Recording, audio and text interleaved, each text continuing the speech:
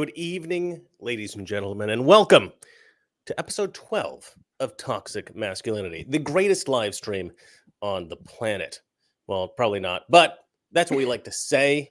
You know, if we say stuff like that, maybe guys will, you'll kind of at least a little bit believe it. I don't know. I am Chris, of course, Mr. Reagan. My good friend Jason Labrada is here with me as usual. Kurt couldn't make it. He's taking care of his poor old grandmother who felt a little bit ill today, but we do have a very special guest, one of my favorite people in the world, the illustrious, the legend, Daisy Cousens. Daisy, how you doing?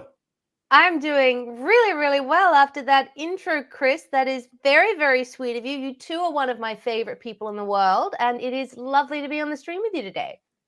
Isn't it nice that as incredibly important social media successes that we can lie about each other with such ease? I was gonna say I feel left out. Yeah, lie? No. What are you talking about? I'm being completely genuine. Nothing fake or staged about me at all, Chris. Not a thing. No. I was lying. You're a horrible person. All right, I've got a couple of questions. Joking, of course. Before the show, we're chatting a little bit. I'm introducing Jason and Daisy, and Jason's like, Daisy, I love this 1940s look. And it's true. You have this very extremely iconic look. And I want to ask you about that in 1 second. First, of course, I have to ask you, you are a conservative. Is that wrong? Or are you more of a libertarian? Oh, no, I'm not a libertarian. I think, all conservatives are sort of fellow travelers with libertarians on some things. Yeah. I think it was Reagan who said, what was it? Inside every conservative is the beating heart of a libertarian. But there are some things, particularly things like abortion and immigration, I'm very conservative on. So I suppose I'm a sort of conservative / right-wing populist nowadays. Right. Yeah, exactly. Yeah, I don't really understand the very, very extreme libertarian positions. It's like mind-blowing to me how people can be about that, but that's a subject for another day. So you are a conservative and you are a woman. So my question is, and I think obvious, why, Daisy, do you hate women? Oh, why do I hate? Well, oh my God, why does anyone hate women? I mean, they're emotional, they're annoying, they're noisy, their voices are irritating. They can't think rationally. They've got no semblance of logic or anything. I mean, why would anyone want anything to do with beings that are just totally, governed by emotion and irrationality? Do you like my impression of like a red pill far-right influencer, by the way? I mean, you're on the right show for it, right? Toxic Masculinity, here it is. That's hilarious. I love that.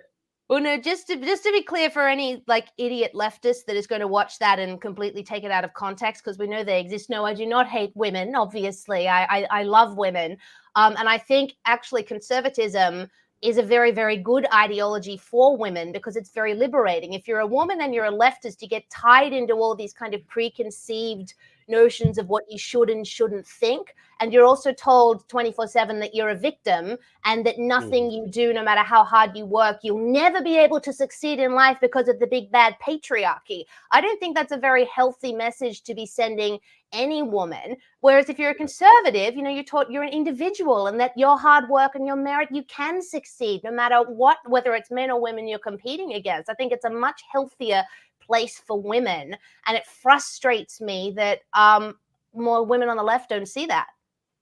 Yeah, in my view, conservatism is all about just facing up to reality, accepting the ugly truths about reality and not living in this fairy tale fantasy that the left likes to live in, where certain groups are special and straight white men are evil and all this kind of stuff.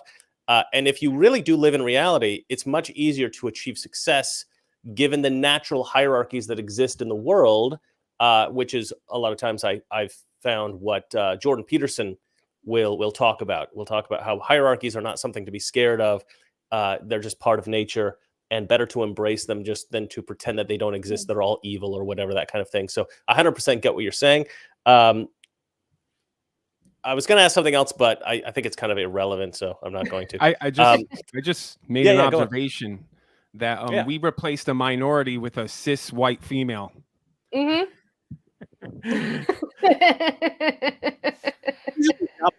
The other way Sis is around. a slur, Jason. Listen to Elon. Sis is a slur. You're not allowed to say that on X anymore. It's true. Yeah. What I was gonna say is, did you read? This just popped into my head. Did you read this thing about Lauren Southern and like having a problem with her like husband being this like almost like super like abusive guy and like ruined her marriage? I watched the video she made about it, actually. I think about a year ago. She put a sort of hour-long video on her YouTube channel explaining what happened with her marriage. And it was, I don't know if you saw that, but it was terribly, terribly sad. I No, really, I really didn't see it. felt for her. Yeah, That it was is really awful. sad. Yeah. Well, the reason I brought it up is just because I don't know. I read this article yesterday about how she was kind of like revisiting this idea of the trad wife and how that concept kind of like kept her trapped into this horrible marriage, Mm, and how she thinks maybe that's not like the perfect uh, mm, philosophy to talk, to teach women. But the thing is, I don't know if it's so much the problem with the philosophy as it is a problem with it does it can facilitate, I think, because I've seen this before. My sister's mm, friend married a guy who was just an absolute degenerate piece of crap, right? It was a they were both Mormon. mm. And so she had like a boatload of kids, and he just treated her like crap all the time, and eventually she did divorce him Yeah, and left the church and everything. But I do think that that kind of philosophy will work very well if the man is a good man. yeah, yeah, But that philosophy will fail, dramatically, like, tragically, if the guy is a complete a-hole. yeah. And so if you are going to be a trad wife, I think it's a good lesson, because I think you need to be very, very careful that you don't end up with these kind of a-hole guys. And Mm, I will say that I've noticed that, sorry, I'm going on a bit of a tangent here, but there is a kind of guy. I didn't really figure this out until I was in my 40s. Like, it's because it's such a horrible thing, you wouldn't think that it exists, but it exists. There is a kind of guy that will actually attempt to get a girl pregnant mm, if she's just like having casual sex with him intentionally, mm. so that he can get her, because it'll be like the kind of girl that he couldn't get otherwise. Yeah. And I've seen this happen actually many, many times. And it didn't click over that the guy was doing this intentionally until a few years ago, when it happened to this girl that I knew. And I Mm, thought, I think that guy knew what he was doing. And then I thought back, over time, about all the other women that I've heard this happen to, and other situations like this, where, Lauren Southern, I think she got pregnant from this guy, decided it was like her duty to marry him and have the child, right? And so you got to be very careful who you're just like jumping into bed with, if you're this mm. kind of if you're like a moral woman. I Yeah, think. I think though, Lauren was married before she got pregnant. I think that's the timeline that I know of. But on the subject of guys who will do that, that's like reverse trapping, isn't it? Because there are women who've done that. They'll get themselves pregnant in order to trap the guy. And I think it's important to realize that I guess men can do it too, can't they? And like, women who are Yeah. dutiful who think, oh well, I want this kid to have a father, and I like this guy. Yeah, I should really try and give this is my duty to give this a shot.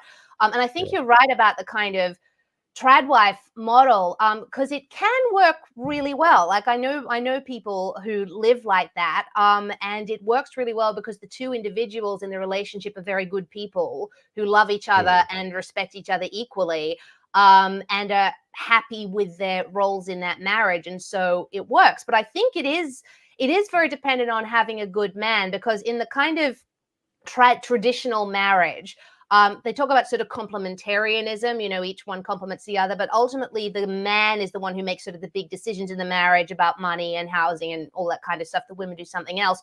So I guess it's the same as if you have like the captain of a ship, for instance, and the captain is a terrible, corrupt person who treats his crew horribly. Well, as Right. they say, fish rots from the head down. So of course that's going to have a negative effect. So if you've got a bad man who's taking advantage of a woman under the guise of, having her as a trad wife, of course that's not going to a trad wife. Of course it's not going to work. But if you've got a really good man who Mm. really loves and respects and reveres his wife for undertaking those duties, then I think it can really work for people. But it does very much depend on the individuals involved.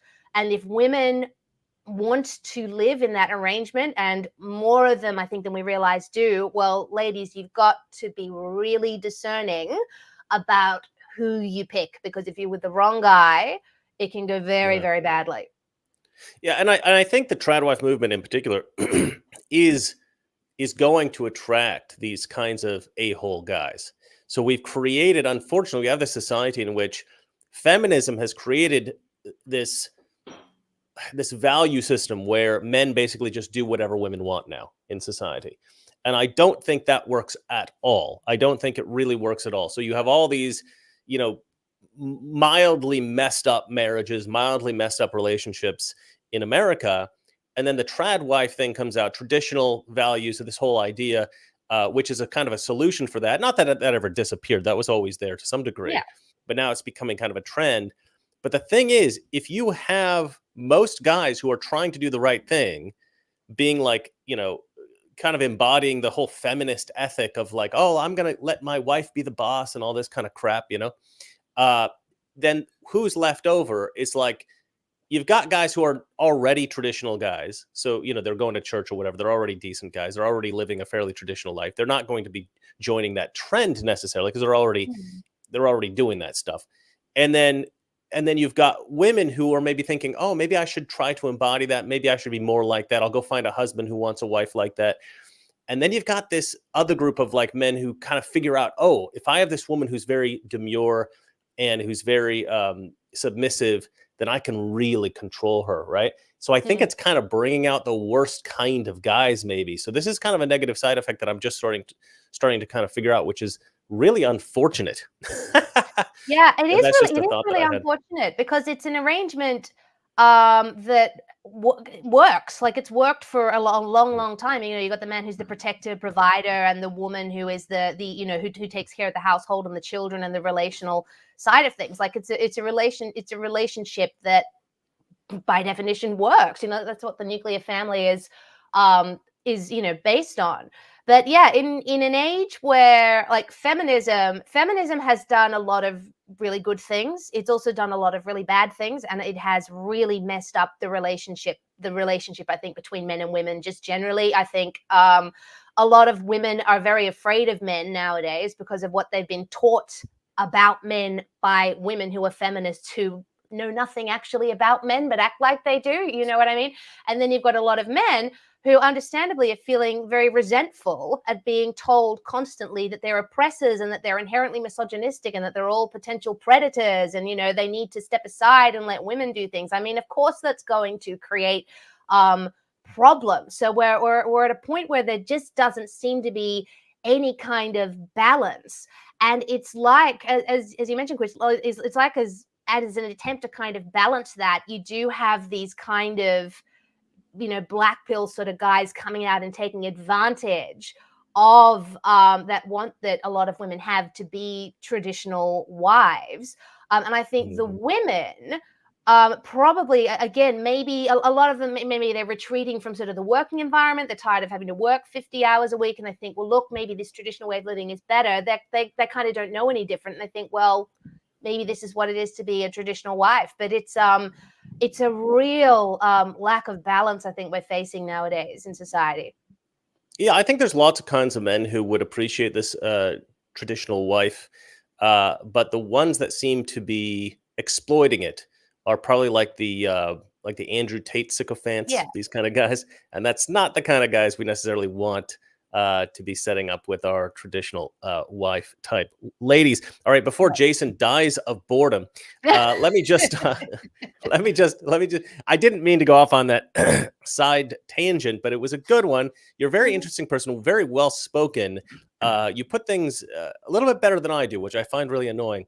But let me say, unlike us three, finally we have somebody decent on the show. Finally, somebody who's actually eloquent. Yeah. Thank you, guys. But let me just if there's anybody in the audience who doesn't know who you are, because I don't actually know the answer to this. How did you actually become famous Daisy Cousens. I mean, you were always Daisy Cousens, presumably, but then there's a point in which you became famous Daisy Cousens, and I don't know that story actually. Yeah, it's look, I fell into doing this. Like, it's an example of like, if like I'm a real example of, you think your life is going in one direction, but then God has other plans. Like, I really wanted to be an actress for a long time there. I'm in my 30s now, but in my early 20s, that was what I wanted to do. Like, I went to drama school. I wanted to be a stage actress. And that is, I mean, Chris, you know how hard it is to break into that industry. And I wasn't very happy. I just became an actor by accident, so I don't know. Yo, so totally. I was just that good, Daisy. You were just that good. Well, it's tricky in Australia, particularly because there's like no work. It is like notoriously there's a dearth of jobs for actors of any stripes. So I was working my customer service job and trying to do bits on the side, but I was very unhappy, and I decided to sort of upskill myself. So I went back to university and I did a Master of Creative Writing, because in Australia we borrow all our university fees from the government. And you don't have to pay them back straight away. So you can, I'm just going to go into a master's degree. There's good things and bad things about that. But I did a Master of Creative Writing because I thought, well, I love writing, and, that could be an avenue. And I did well at the degree. I started writing for a women's magazine. I started observing sort of culture and politics. Wait a minute. You actually used your degree? Wow. I actually used my degree. Can you believe it? I know, right? I'm as shocked as you are, but thank God I used it. Out of the hundreds of millions of us, at least, there had to be one. There had to be at least one who would use their degree to do something. But inherently, like, I was always interested in politics. And when I started writing about it, I sort of fell into a couple of conservative magazines, that I got in through connections. And then roundabout point, the producers of a television show called Q&A in Australia, which is Australia's equivalent to Question Time, like they have in the UK, read some of my stuff, and they saw that I was a Trump supporter. And back in 2016, like, being a Trump supporter in Australia was like big taboo. Being a woman who was a Trump supporter was like, do you have 3 heads or something? Like, it was this massive, like, whoa. And the producers were, that, like, Q&A is really left-wing, notoriously left-wing, but there was like a 5-minute period around that time where they realized, oh crap, maybe we're wrong about a few things. We should get some more interesting people on. And they asked me to go on the show, and I did. It was a terrifying experience because Trump had just won the election. The landscape was incredibly hostile. They filmed it in Melbourne, which is basically Australia's Portland. So full of lefties. I was concerned someone in the audience was going to throw something at my head. But I got through it, and I must have done all right, because there were other kind of television networks who started asking me to come on. I was on Sky News for a while, and that's how I started my YouTube channel, and that is how I became Daisy Cousens, the mildly famous person. So that is my story. I love it.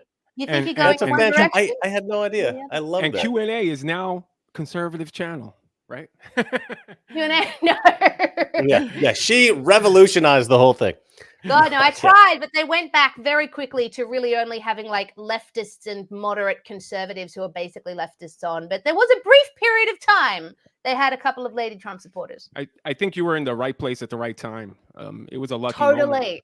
Totally. Like, massive example of being in the right place at the right time. If I'd come along any earlier or any later, the niche wouldn't have been there. So it's like, again, you think you're going in one direction, but God has other plans. And here we are today. And now we're all best friends. Okay, Jason. Yeah, Jason. Hold on. I just want to say this is actually the first woman on our show. So. Yep. Breaking glass ceilings all over the place. Yeah, this is the most important one as well. You're actually our first ever guest. Period. True. Yep. Oh, cool. Yeah. It was another one of those things where it was just like. You asked me to go on your show. We were thinking about starting to have guests come on our show. So I was like, oh, okay, this is good timing. So I was just like, oh, if I'm going on your show, you got to come on mine. And you're like, all right. It was like a nice little bargain. To come on your show. And thank you. Chris has actually been on my show like 3 times now. And he's been completely phenomenal each and every time, because he is completely phenomenal. So really, Chris, that was the very least I could do. And I'm very, very thrilled to be here. Yeah, thank you for having me. Well, thank you for balancing our show out a little bit. Loving this mug. What is that you got on the what is that, a llama? I think so. It's like a cat sort of person thingy. Cat, like a big-eared cat. A fox, maybe? Fox? Fox, yes. I think one of my YouTube subscribers sent it to me, actually. I've been given some very novel mugs and t-shirts by a lot of my subscribers. But yeah, I think this is one of them. Very cool. That's very cool. I have a question for Daisy. Yeah. Why is Australia so left? I mean, they have Crocodile Dundee, Crocodile Hunter, like these manly man. And what happened? What happened? You know what? Like, so many Australians, not a majority of Australians, sadly, but a lot of us have actually been asking that question over the past few years. Like, with what happened to our country during COVID, it was one thing for politicians to go, hey, you're all going to lock down. We're going to shut the borders to just about all the states for a long period of time, and you're all going to wear masks and you're all going to get vaccines and all that. It's one thing for politicians to do that, because we know, the three of us know what politicians are like, and that's what politicians like to do. You know, they're not your friends. They will try to oppress you. But what was alarming was that most Australians just went along with it. Not only just went along with it, but agreed with it. They were like, yes, thank you, politicians. Govern us harder, please, state daddies. It was, please force us to be vaccinated. Force us to stay indoors. Like, it was so weird. It was a majority of Australians were like, yes, please. I was hoping like Australia would be like the first country to actually fight back. I was like praying and hoping, like, come on. No, me too. Like, I was thinking, gosh, surely someone's got to actually like take a stand here. But no, people just do that. And so it's been a sort of philosophical thing. I think one of the problems is that we don't have a Second Amendment like the US does. And I don't necessarily mean that relative to us not having guns, but we don't have the concept that human beings are self-determining individuals who don't need to depend on the government to have their rights and freedoms given out and taken away. Because I think a lot of Australians think that our freedoms actually belong to the government, and it's up to the government to give them out and take them away as they see fit. When the reality is that your rights and your freedoms are inherent to you. They're, your God-given rights, and governments can't give and take them away. They can only defend them or violate them. So from my perspective, you had state governments and the federal government that were absolutely violating Australians' rights, but Australians were okay with that because of this very toxic relationship we have with government. It's not having a Second Amendment. It's also to do with the fact that we are a vast welfare state, So we are used to having government involved all the time in all of our day-to-day affairs. But either way, it was colossally disappointing. I can imagine you guys feeling surprised. Like, being an Australian, it was devastating and it was embarrassing the way Australians just went along with it. I was surprised. I was disgusted. More of them might be waking up now. Yeah, I was surprised. I was disgusted. The fact that you guys, that they took the guns away, that was shocking to me. But then when the COVID thing happened, I was like, what is going on? The guns thing was interesting. That happened, I think it was like 1996. I think, there was a dreadful, terrible massacre in Port Arthur, Tasmania. Like, something like 34 people died. It was hideous. And the government came in and said, right, well, this is a dreadful thing that's happened. This crackpot has gone and shot everyone up. Obviously, we need to take everyone's guns away. And there was a little bit of, I was a child at the time, but from the research I've done, there was a little bit of pushback. There were a few people who were annoyed. But again, most Australians were like, okay, Mr. Government, you can have my guns. Because we don't have a Second Amendment. We did, but prior to that, have, I think, use of a weapon justified for self-defense in the legal system. But the legislation changed. They got rid of that, and then they took away. They did the gun buyback scheme. Wow. But you got to remember, Australians have a very different relationship to guns than Americans do. I always like to say that Americans, not all Americans, but lots of Americans, maybe most, will look at guns and think, well, that's a symbol of my freedom. you know, my freedom from government tyranny, Australians will look at a gun and think, oh my God, that's something that could kill me. That's the difference, I think. Yeah. Well, we also think it can kill us. We just Let's frighten trying to them. figure out. Chris, why'd you move me over, pass me over now, huh? What happened? Because You we moved got me over because of a she was woman? supposed to be in the middle the whole time, and I forgot to move her. All right, let's see here. Okay, so we got a couple of super chats. Off Power Concrete and Simplified Crawfish Company sends us $2, and he says, "Kurt in his bright shirt again today." Hi, Kurt. Is that the Then we got transition? another one. Transition. Finally, we told you it was transitioning. The Rubicon sends us $2, and he says, "I like Daisy. She's hot but married. Oh well." So there you go, Daisy. Like I said, all the best ones, they get married early. So guys, I know. Yeah, I have a theory about that. That like, you know, when everybody says like, "Oh, there's no good men in the world," it's like, yeah, there is. They just got married when they were like in high school, you know, or Yeah, like, exactly. some girl figured out. And the opposite way. Like if you're a guy and your high school sweetheart is the kind of girl that, you know, is going to end up being like, you know, a movie star, or like, you know, obviously she's, as soon as you break up with her, she's going to get married to some other guy, because no other guy would be stupid enough to break up with her.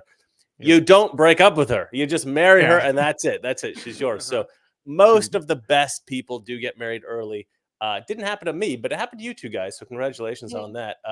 Dynamite Rabbit jumped in. I didn't get married that early. I got married. How old was I when I got married? I think I was 33 when I got married. So not that early. But I was, I guess, effectively married in my late 20s, because when I met my husband, it was one of those situations where we both were like, yeah, we've been dating for 2 weeks, but we're going to get married. Like it was sort of one of the, you know, when you meet someone, it's like, yeah, this is. Oh, totally. Yeah. This is the No, that actually happened to me and my ex-wife, and then I divorced her. So Dynamite Rabbit, $20. That happened to me. First, no, I think that that happens to. I said I was going to marry. I think that happens to all good marriages, or most good marriages, and even some crappy ones. Dynamite Rabbit jumped in with $20, and they write, "Long-time Daisy Cousens subscriber, and she's right about welfare dependency and public submission. By the way, I own an Australian-built Lee Enfield SMLE rifle. Ooh, that's cool. That's pretty old school, huh?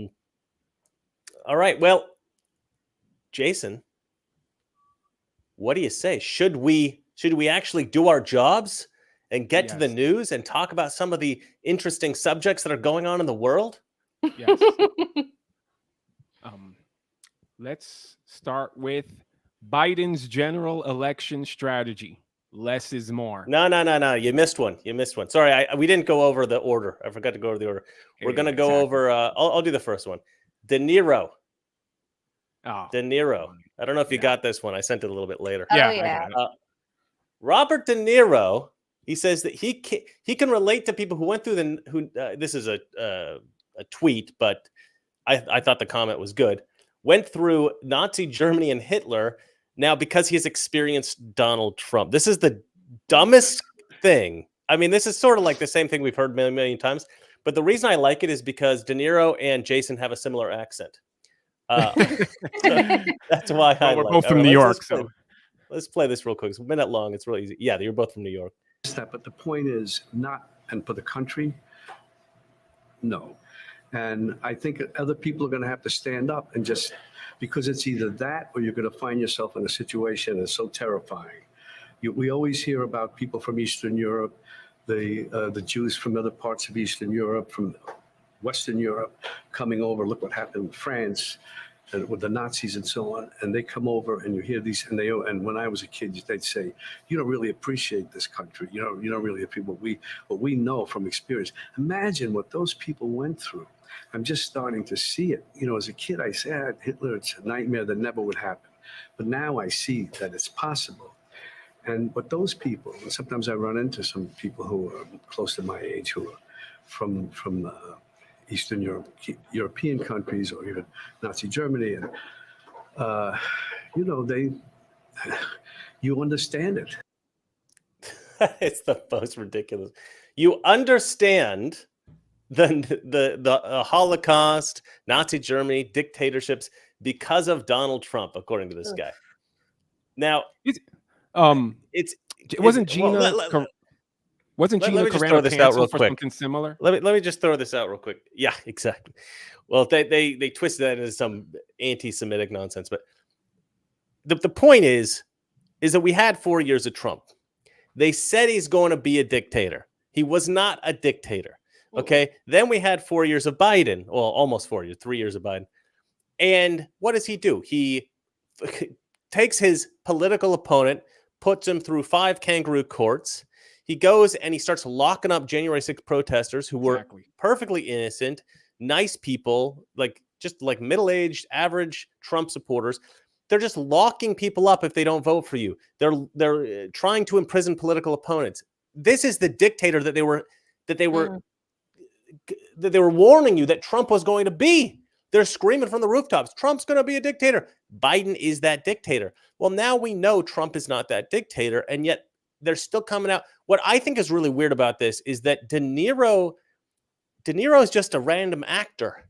He doesn't need to involve himself in this. Like, how does he benefit from this? That's what I was thinking when I was watching this. How does De Niro benefit from this? He could just keep doing his movies or live on his money or whatever it is. Like, how does making sure that Democrats stay in office, how does that benefit him personally? Because it obviously is going to F over the country. It's hard for me to believe that he actually believes any of what he's saying. So it got me wondering. And it occurred to me that it's possible that the man got a phone call. And on this phone call, somebody said, look, I got to warn you. If Trump gets back into office, a lot of the stuff that, some very important, some very powerful, some very wealthy, some very famous people, the stuff we've been covering up for you guys, a lot of that stuff might get exposed. So it might be in your best interest to come out strong against Donald Trump. And so I suspect that's why we're getting some of these people like, oh God, who is the guy that just made that documentary? Anyway, it doesn't matter. You got all these Hollywood people that are coming out and they're saying the most delusional stuff, right? Yeah. Talking about Christian nationalism. You got Mark Hamill coming out with his whole Star Wars thing. Oh God. Joby-Wan Kenobi and all that nonsense. It's like super cringe. But Mark Hamill, the stuff Mark Hamill tweets is like literally insane. Yeah. He tweeted the other day something like, if we could only get four more years, just like the last 4 years of Joe Biden, something like that. Or I think he wrote, Joe Biden is the best president in history. He wrote a few different tweets like this. And I just thought, well, you can't possibly believe this. So what's going on? So that's my guess. I don't know if it's true. Daisy, we'll give you the first foray into here. I'm really just screwing over Jason. Men first. What are you talking about? What? No, it's ladies first. Is the traditional? Not on this show. In this show, we mansplain. All right, Daisy, what do you got? What do you got for us? Well, I think that's a very good point about maybe it's in your best interest for Joe Biden to win, for you to come out against Trump because the stuff that's hidden might be revealed. I've often thought that actually, like that the reason, I remember thinking this while Trump was president, that the reason there was so much like unhinged hatred coming to Trump from Hollywood people was I thought surely Trump has dirt on everyone. Like, because he was in the entertainment industry. I thought Trump would have dirt on everyone. And that's why all these big stars are coming out, like not only hating on him, but saying weird, ridiculous things that are just like so untrue. I mean, I always thought, how can you call someone a dictator when their policy is to give the citizens more guns? Like, Trump very into the Second Amendment. His whole thing was, yes, 2A. No one is a dictator if they're wanting to give their citizens more guns, not less. And 2, how can you call someone a Nazi if they're the most pro-Israel, pro-Jewish president ever? Yep. Those 2 factors alone reveal how ridiculous those sorts of comments are from Robert De Niro. And I think on the subject of Robert De Niro personally, and I would say this also applies to Alec Baldwin, who also was like, no, Trump is a racist. All the stuff Alec said about Trump. Right. They're very similar guys to Trump. They're rich kind of New York guys who are kind of ballsy and brash and, think they should be masters of the universe.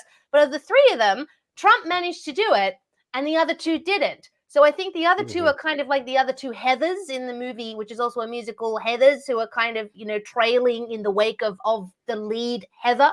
And I think it could be possibly a little bit of toxic femininity from Robert De Niro, that he wishes that he was doing what Trump was doing, but Trumpy got in first. Yeah, you may be right. You may be right. Heathers, I haven't heard that movie referenced in a very long time. The Rubicon threw us $5 and says that he's been with his girl since 1998. He met a super tall Maasai Christian girl on the beach in Mombasa, and he had to have her. He's happy. She's 6'2". Wow, that is a tall girl. Congratulations. Beautiful the tall girl. Rubicon. Lovely. That is awesome. Jason, what's your take on this? You're looking at me? Are you looking at me? I'm looking at you. I'm looking at you. Looking at you, kid.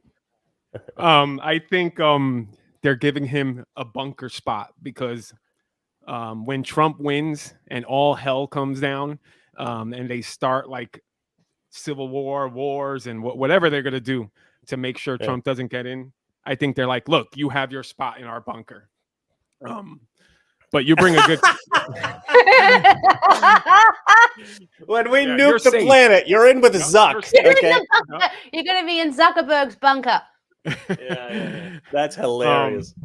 But Chris, you bring a great point, and I have to agree with you 100%. I think you're right. I think that's what it is, and I like Daisy's point too about Trump having a lot on them. I think Trump came in this thinking he's gonna like change everybody's mind, bring them towards his kind of point of view. So I think he did have a lot of stuff, but he was just nice about it. That's why I'm hoping when he becomes president again that he just brings the hell upon everything. You know, take names and just goes all out this time, because it has to happen in order for this country to change. Yeah. But yeah, right. I agree with Chris. That's pretty good point you bring. And the bunker right, I'm thing. going the bunker. I love the bunker thing. Yeah. All right, I'm going to jump to this story about Biden's general election strategy. I don't know if I gave this one to you or not, Jason. Yes, that's what I was. That was the first one I was going to do. Okay, you're going to do. Why don't you present that for us then? Okay. Biden's general election strategy: less is more. Wait a minute. How is that his election strategy? Isn't that what he did in 2020 and he's been doing? It's ridiculous. But I read the article and it's funny how, because this is NBC, it's funny how they twist this whole thing. They make it like it's just a strategy and that he's not capable of actually running a campaign or well, hold on. You haven't quite explained this. So what's going on here, just so that everybody knows, because I don't think Daisy read this. I told her not to read all the articles. I just wanted her to react to some stuff. But if you don't explain it, she can't react to it. Wow. Basically, you wanted the woman to look dumb, huh? He's doing a fresh and fit. He's brought me on here deliberately unprepared to make me look stupid. The basic concept is that they're basically saying that Biden isn't going to give long speeches. He's only going to give like very, very short, I think they said short, sharp speeches. And they're pretending that this is a strategy so that they can reach, voters more easily, that the speeches are more digestible, which is actually something that we've decided to do on our show, which is hilarious because we've actually decided to do that. But this is very obviously them masking the fact that Joe Biden cannot perform long speeches, and he starts to mumble after a little while, and so they've got to hide this, and so they're pretending that they've decided as a strategy to for Joe Biden to do short speeches, sort of like it was a strategy for him to only have like 6 people at his rallies in 2020 because of COVID. Anyway, sorry, I didn't mean to interrupt you, Jason. You can finish up what you're saying. No, I'd like to hear Daisy's point of view. I would as well. Yeah. So somebody wrote less Goomba, more Australia, girl. I ain't, come on. I already hate the way I sound. Come on, guys. I love the way Jason sounds. I love your accent, Jason. He's got a great accent. Thank you. Yeah. I know you guys are just making me feel better. No, we do. Well, look, I just find it extraordinary that NBC is just happily reporting that unquestioningly. I mean, if they were going to if they had any kind of journalistic integrity, they'd be asking the obvious questions, which is what we are all saying and thinking, which is, hang on, no, isn't that just, as Chris said, to mask the fact that Biden can't give long speeches because he's like 1/25th Amendment away from a nursing home. Like, you know, he can't. He's completely off with the pixies, as they say in our country. But then NBC is just like, oh yeah, that makes total sense. Of course, that's an election strategy. I mean, that's like what state media would do. Do you know what I mean? Yeah. It's like they've had their directives from the Democrats, from the government, and they're just reporting the government propaganda. That's like what the Chinese and the Russian media do. And this is NBC. I mean, it's funny. Like, you know, we can laugh at it, but at the same time, I'm thinking, oh my God, that is completely disgraceful in this supposedly free and independent media, that they seem to be just unironically pushing government talking points.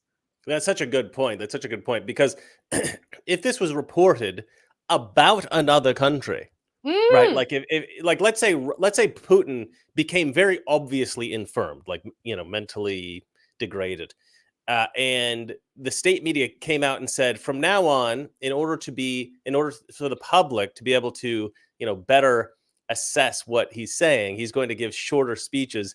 We would all laugh about that. Like Democrats and Republicans, you make such a good point.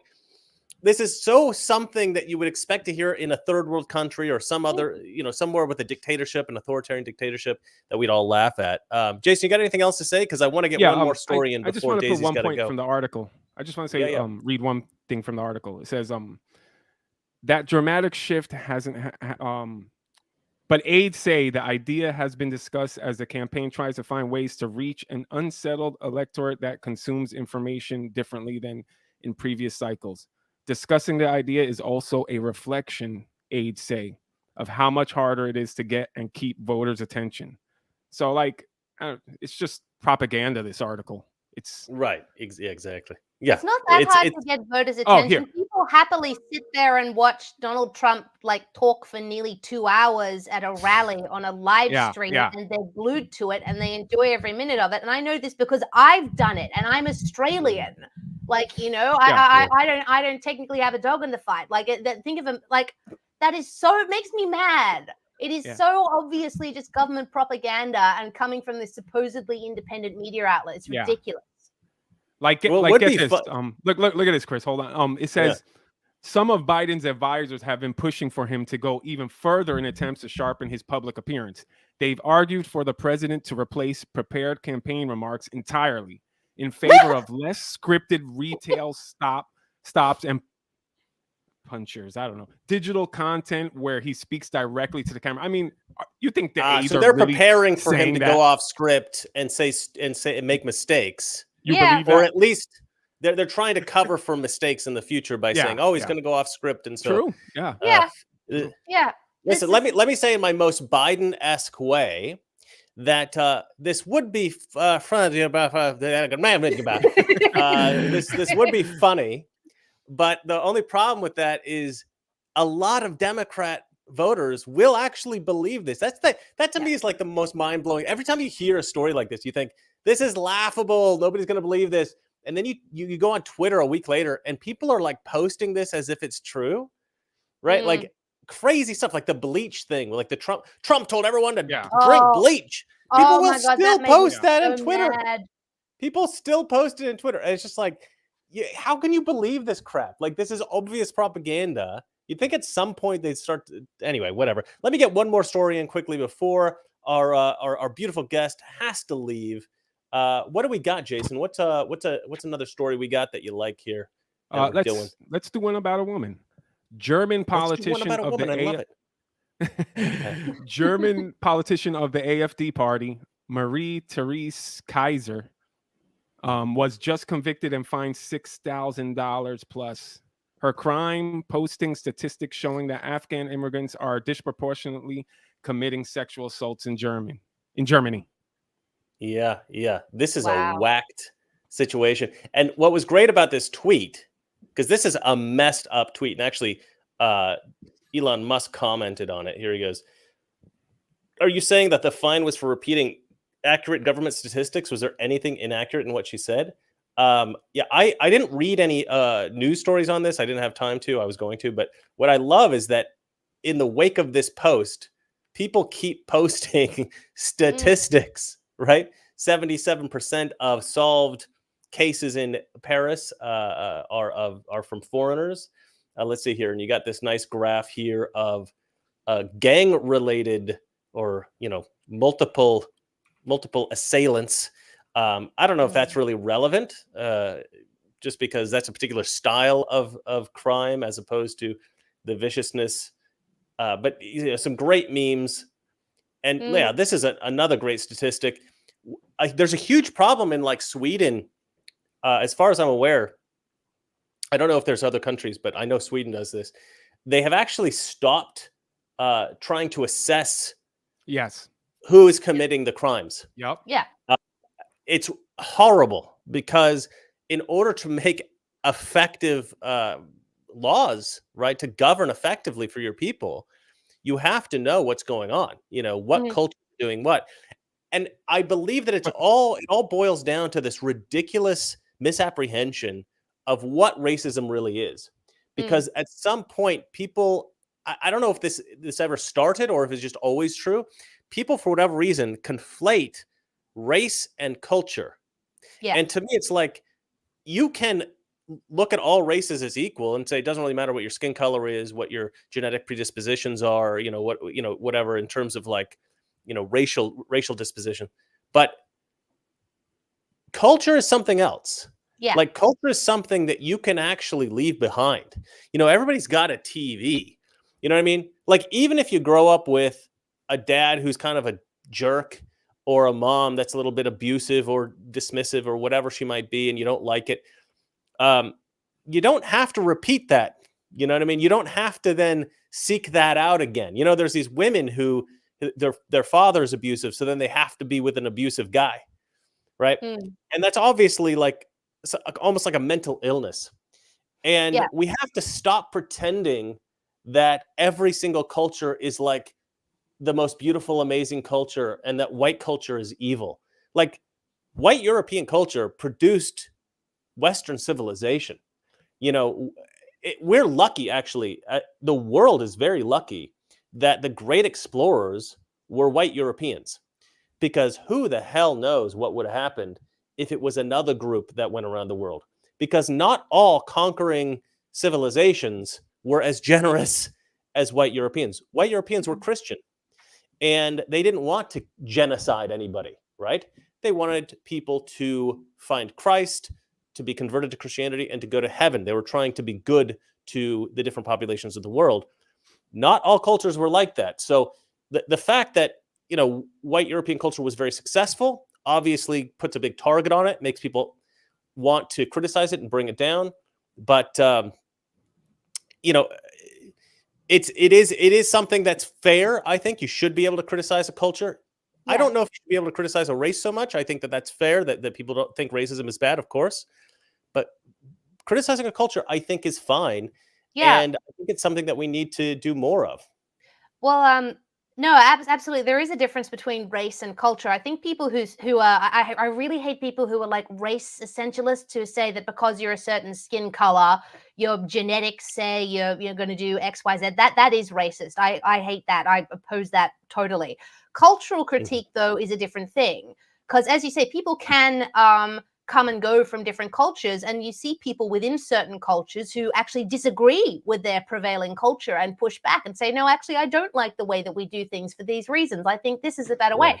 And that's how cultures evolve over the course of history. I mean, we've seen— it's like what we do with Antifa. Yeah.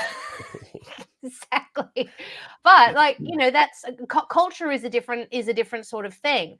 And in terms of what we see in Europe, I've been talking about this issue since 2015, the European migrant crisis, on and off, and I always keep an eye on it. And it has nothing to do with race, and everything to do with culture. They are two different things. And I've always said, if you bring in a whole lot of people, most of which, like 75% or so, are fighting age men into Europe, Western society, where the one huge tenet of Western civilization is gender equality. For instance, that Yeah. everyone should have equality of men and women, equality of opportunity, equal in the eyes of the law and culturally. If you bring in a whole lot of people who are mostly fighting age men from cultures that actively oppose gender equality, not only that, but are culturally hostile to women and believe that if women are not veiled constantly, then they are simply asking to be sexually molested and raped and all of those other things. If you just bring them in, usher them in with no checks as to who they are or where they've come from into a society with a whole lot of unveiled white women, you really think there's not going to be a disproportionate problem with sexual assault? Like, really? And that has nothing to do with skin color. You could have a bunch of white people growing up in that culture and they would think the exact same things, because it's the culture, not the race, that is the issue. And of course, cultural critique in that respect is incredibly important. And yes, in Sweden, they did stop recording the ethnicities of rapists because it just became too awkward. There were so many so-called refugees coming in from Middle Eastern countries, with Muslim majority countries, and raping unveiled white women, because in that culture, not the race, the culture, an unveiled white woman is about the lowest form of life that there is on planet Earth. And it is a travesty that poor woman got into such legal trouble for posting those statistics, because aside from one, she should be able to say what she thinks. Nothing she said, I don't think, anyway, I'll have to look at the tweet, but nothing she said was inaccurate. Yeah, it's bizarre women have to a me voice that, until you disagree with the left. Yes, absolutely. Right, They have a voice until they disagree with the left. Very true. It's insane to me that they would, but it is this insane mentality where they're like, oh, culture is the same as race, and so if you criticize culture, you're a racist, and therefore they create these insane laws where you can't even cite an accurate statistic about a group that within your country, a demographic group, because people, they're just so damn worried about being a little bit insensitive, you know what I mean? And there's also this idea, I think, that we're all going to realize one day, we're all going to wake up. I think there's this fear on the left that conservatives, us rednecks, we're going to wake up one day and go, you know what, Billy Bob? You know what I just realized? All the rapists in the country, they're all them Arabs. Want to go grab your robes and hood with me? Go get some rope. That, I think that's what some of them think. I think they think that we've got this hidden redneck within all of us, and one day we're going to snap and start lynching folk. And it's just the dumbest, it's the most, and it's this arrogance that they have, that they're so erudite, and we're these, buffoons over here on the right. All right, well, listen, I'd love to get Jason in here a little bit, but I know Daisy Cousens has a hard out today because she has some important work to do over there in Australia. So I'm going to let you go, Daisy. But before I do, I really want to know, what are you doing now? Where can people find you? What should people be watching if they want to see more Daisy Cousens? Well, you can find me in a couple of places across social media. I have a YouTube channel. It's just my name, Daisy Cousens, Cousens. But if you want to watch me in long form, I am a host on an online network called ADH TV. I host two shows there. One is the Daisy Cousens Show. That's a sort of news-focused show. The other one's called Kaleidoscope, and that is where I interview everyone from political commentators to exorcists. I literally interview on that show. We have a great time. Just put ADH TV into Google. It will come up and you can find me there. Fantastic. And I don't need to tell you how good her show is. You've just seen her on our show here. You know how articulate she is, how lovely she is. So go watch her stuff, subscribe to her YouTube channel. And Daisy, thank you so much for jumping on here. No, thank you so much for having me. I'm so sorry I have a hard out today, but if you'd like me to come back on, I would love to come back on. This is a good time for me. So thank you, Chris. It was lovely to catch up and lovely to meet you, Jason. And I hope I get to see Good you to again meet you. soon. Yep. All right. Hopefully, Thank I'll you. stop by Australia on the way back to America, and we'll have a cup of tea. Oh yes, do. You're not far. Bali is so not Yeah. far from where I am in Brisbane. Please let me know if you do, and we'll catch up. Absolutely. All right. Chat soon. Bye, darlings. Bye. Bye. Bye. Oh, she just disappeared. I was like trying to Just like figure a out how to woman. get her off the screen. We had when we She was decided great, to by the have way. Daisy on, somebody made a joke. I don't know if it was Kurt or Jason, but somebody made the joke that like, wouldn't it be funny if for the whole episode we just didn't let her talk? We just had her on and just like every time she talked, we just interrupted her, and because it is toxic masculinity. Yep. Obviously a dumb joke, but a bit funny. Anyway, did you want to chime in on that story real quick before we go to the next one? I just want to say, like, Sweden used to be the safest country in the world and in Europe, and now it's like the most dangerous country in Europe to be in. Yeah, one of. What does that say? The other thing I want to say is, the leftists, they make all the worst problems in the world in their countries, and they never can, when everything goes wrong, they never can admit they're at fault. And they always act like they never caused a problem, but they can solve the problem they created. Right. So this is an example of that. Perfect example. Yeah. By the way, is that the Well done, is Tiger. that the girl? Is that the woman in Germany in that picture? Oh, I assume Is that so. her? Yeah. A picture of her? I was Actually, saying, I like, wanted to make the point. Let me try to throw her back up. I was gonna say, Um, like, she should look in the mirror, because it's people like her and women that cause the problem like that there in Europe. I know. But that's not really. She's not the. I think that you're criticizing her, even though she's the one that's trying to raise awareness about this problem. I think they're still at fault. AFD party is what? Center left? I mean, is there a conservative? Right. But I think what we need to be focused on is the fact that you're not allowed to express, the truth. You're not allowed to tell the truth in the country. I don't know if it's a little bit of a distraction to start pointing at the girl who's the victim They of telling accepted the those truth laws, and so saying it's your fault. it is. It's the people that it's the people that allow It that may to be. happen. It may be. But I would like to say, if that is her, and I'm not sure that it is, but if it is her, I think the most important question, I think a question that a lot of people are asking, well, especially me, is she single? I think that's the most important question to ask about this story.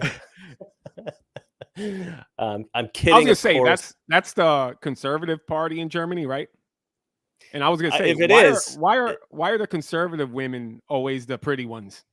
I know, it's weird, right? Yeah, we got all the best ones. All right, let's jump on to the next story. What do we got next here? Let's go with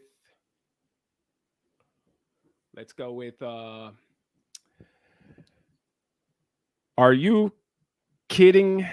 Are you kidding me? Thank you, Biden. We paid for that election bribe, the US taxpayers, against our will. So there's like a guy posted on X that his student loan, I believe, of $20,000 was fully paid. Well, was right. a bribe Yeah. given to him. Yeah. This makes me sick, because you know how many people went to school, had loans. Some of them fully paid their loans, and now they got to pay for this guy's loan on top of that. It's pretty messed up. Yeah, I think End Wokeness says it best here. We don't even really need to produce a great deal of analysis. Are you kidding me? Thank you, Biden. We paid for that election bribe, the U.S. taxpayer, against our will. I mean, that's exactly what it is. It is a bribe. This may not even stand, right? Because this will probably be challenged in court, and this guy might have to pay his loan after all. But there's going to be a bunch of people thinking that Joe Biden paid their loans, and then they're going to vote for him, and then they're going to have to pay their loans anyway. So it's a con, it's a scam, it's a bribe, it's the worst kind of poetic justice. Scummy. Yeah, maybe. Well, I hope not, because I got to pay for it too. We all got to pay for it if Joe Biden's back in Yeah. office. But look, this guy thinks his loans are going to get paid. We're saying this is a bribe. I don't mind.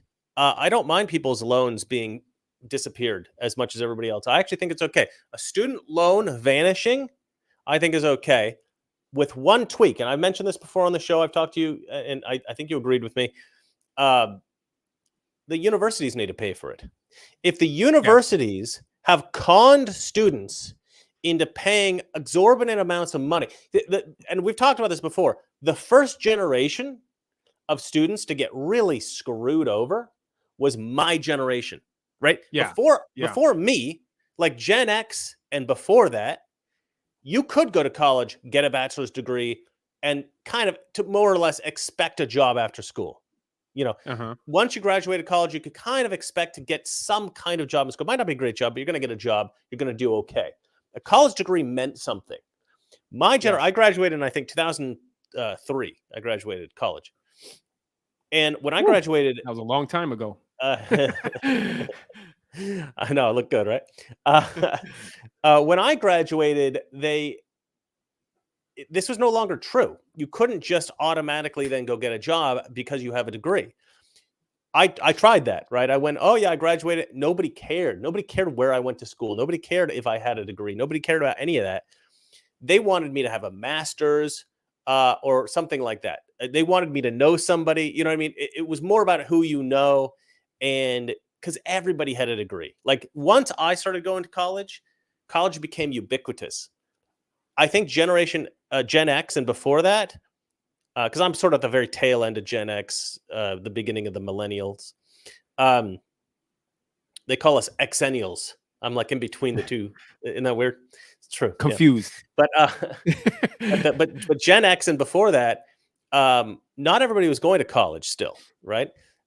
Like it was like my generation and millennials, everybody went to college. Like it was like universal. Everybody went to college. And so now a degree meant nothing. And so they were kind of like lying to students and saying, oh, we're going to place you in a job. And like that had always been true. They'd always been able to do that. But they knew by the time I was going to school, they knew that they weren't going to be able to do that for everybody. They knew that they weren't going to probably be able to do that for most people. And yet they kept pretending that they were going to do that. So to me, that's the big scandal here. It's sort of like the cigarette companies knowing that cigarettes cause cancer and then pretending that it wasn't true, right? Hiding that information. I think that university owes me money, right?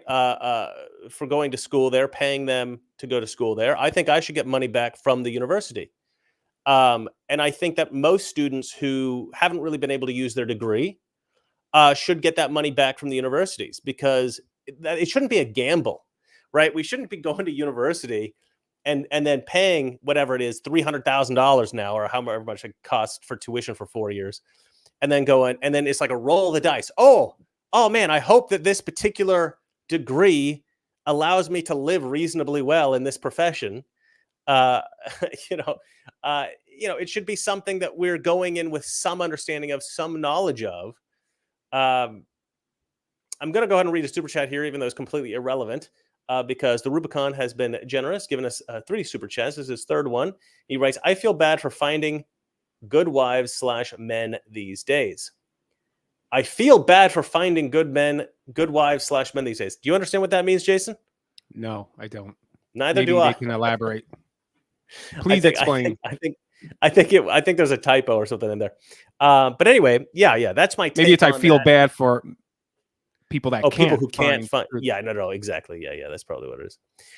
Look, the point is, I don't really even like talking about the college tuition thing anymore. Joe Biden paying off college tuition, because it's the same story every time. Yeah. It makes me sick, like you said, and I'd kind of like to move on. Do you have anything else to say about it, or should we do the next story? No. By the way, did half our audience drop once Daisy left? I know. We're not quite as glamorous as she is, although I do try. I do try to comb my hair nicely. This is all. Let's go with Russia announces army nuclear weapon drills. blames West for provocations. I know this Oh is no, no, kind of no, like no, no. I skipped that one. I skipped that. I don't have that available. Why don't we do Disney? okay, no, I got it. This is like the news of what's going on right now. Christy Nome, right? Christy Nome calls Yeah. for death of Joe Biden's dog. So forget that headline. Like, it's going on that she killed her dog, like shot her dog in the head because the dog was a pain in the butt. Yeah. She wrote it in a book, and it came out. I guess they're using that against her, and she just It's goes not they're on using it and against her. It's almost everyone thinks this is horrific. Like Of conservatives. course, we're a every- dog-loving country. Right, Yeah, left, middle. We all love dogs. It's like, why do you? I don't even know write what to that say. in your I don't know book? what to say about this. I don't know what to say about this because it's like, why would you write that? Yeah, exactly. Like, why would you I write mean, that in your book? Like, Look, I'm gonna play devil's advocate because I'm an optimist and I like to see the bright side and I like to be generous.